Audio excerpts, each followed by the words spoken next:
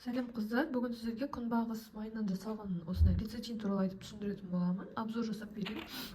Бұл көріп тұрғаныңыздай, бұл таза өнім, ешқандай да ішінде міне ГМО жоқ деп жазылған. Және де басқа да соя, сүт және жұмыртқа сияқты басқа да өнімдер қосылмаған, глютен қосылмаған. Құрамы таза полностью. Міне барлығын көрсетіп қойған ішінде.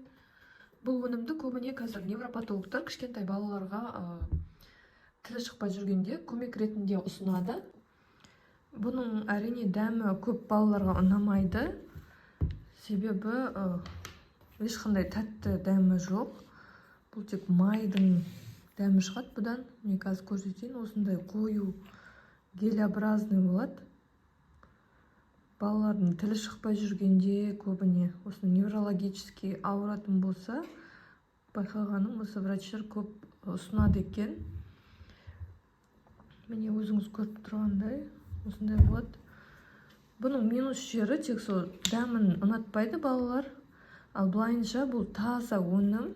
Алдағы уақытта мен сіздерге отзывтарды көрсетіп өтейін, қандай пайдасы бар екенін барлығын толық айтып өтем. Бұның құрамында фосфолипидтер өте көп деп айтады. Фосфолипидтер ол адамның организміне май тасуға көмектеседі. Ал ол майлар нервный система дейді, соның негізгі бөлшегін құрайтын компоненттер болып келеді. Ең қарапайым тілмен айтып түсіндіргенде, былайынша ол өте маңызды нәрсе. Және де өт айдайтын қасиеті бар, сонымен қатар және бауыр тазалайды.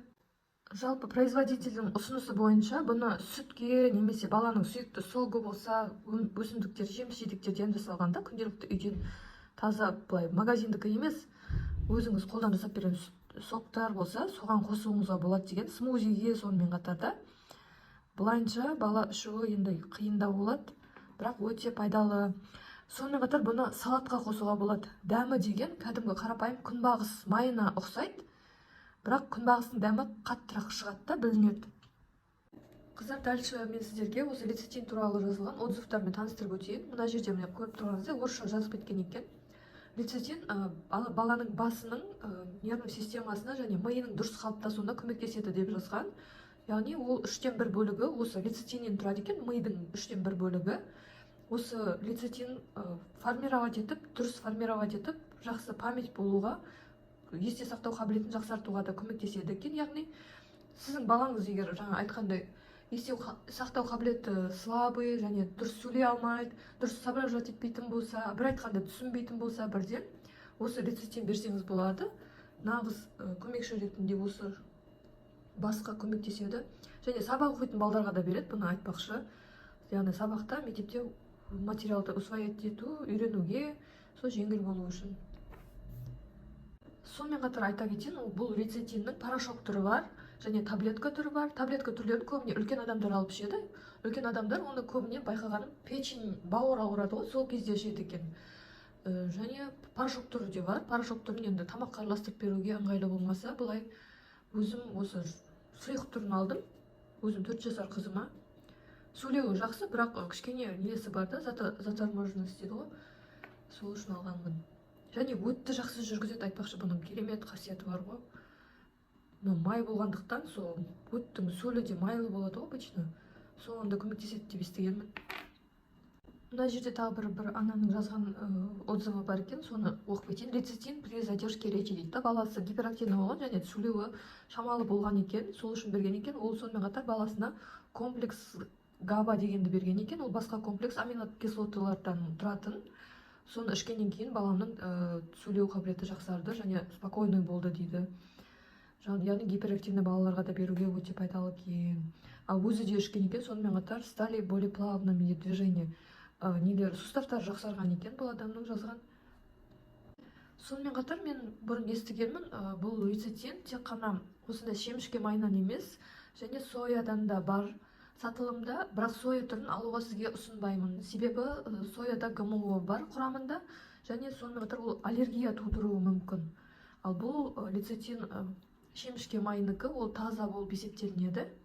Ал қалай қабылдайтынын айтатын болсақ, мен өзім қызым балабақшаға баратын болғандықтан, мен оны таңертең балабақшаға барар алдын бір чайная ложка дейді ғой, бір шай қасық беремін. және кешке келгенде де кешкі тамақ жер бұрын сол шай қасық беремін, тамақпен бірге жеген жақсы деп айтқан негізі производитель.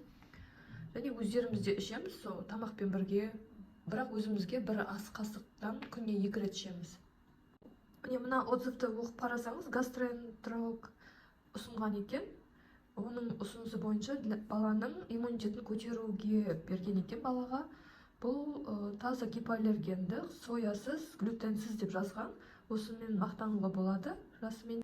Міне мына отзывты қарасақ, бұл лецитин бас клеткаларының көптен бір бөлігін обновлять етуге, яғни қайтадан құрайды дейді, жаңартып тұрады. Сонымен қатар өттің сөлін ағызуға жақсы көмектеседі екен, соны жазған. Және де кейбір әйелдердің гормондарын ретке келтіреді екен. Сонымен қатар бауырды жөнге келтіреді деп жазған. Бұны сонымен қатар D3 дәруменмен бірге ішуге болады. Ол да май ғой, сондықтан бірге жақсы сіңетін болып тұр ғой. Мына астындағы отзывты оқысақ, бұл жерде бауырдың 50% осы лецитиннен тұрады деп жазған. Сондықтан болар, ол бауырды жақсы көмектесіп, оның клеткаларын бәрін жаңартуға көмектеседі екен. Отзывтардың біраз бөлігін оқып шықтым. Олардың барлығын аударып көрсетіп отырмай қояйын. Ең басты айтылатындары, осы сіздің суставтарыңыз ауырса, буындарыңыз, сондай кезде де көмегі көп екен. Буындарыңыз керемет иілгіш болады екен. Және айтып кеткенде, жаңағы бауырыңызды да тазартып, оны жаңартуға күшті көмегі тиеді екен. Және соңында айтып кететін, бұл сайтта бағасы 9900 теңге болып тұр екен. Лецитиннің объемы 473 мл екен. Сонымен қатар сізге егер бонус промокод керек болса, -5% картинаңыздан скидка алғыңыз келсе, AJP0906 промокодын жазыңыз. Сонда сізге скидка болады.